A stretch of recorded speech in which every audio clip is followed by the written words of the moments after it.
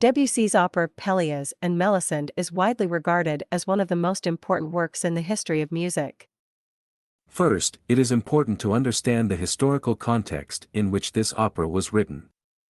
Debussy composed Pelléas and Mélisande in the late 19th and early 20th centuries, a time of great artistic experimentation and innovation in Europe. The Impressionist movement in painting, which aimed to capture the fleeting, sensory impressions of a moment rather than a fixed image, was a major influence on Debussy's approach to music.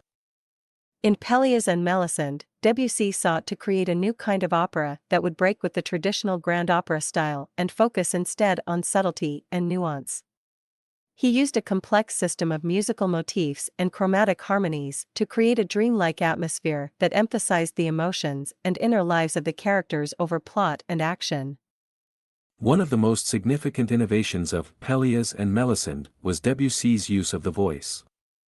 Instead of writing traditional arias and duets, he created vocal lines that were more like speech than singing, often requiring the singers to use a kind of half-spoken, half-sung style known as parlando.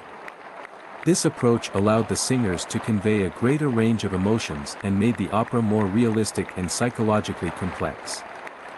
In addition to its innovative musical style, Pelléas and Mélisande was also significant for its influence on subsequent generations of composers.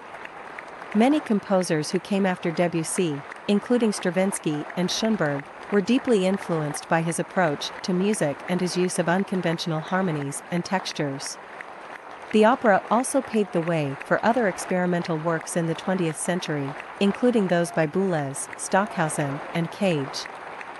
Finally, it is worth noting that Pelléas and Mélisande was also important in the context of French musical nationalism.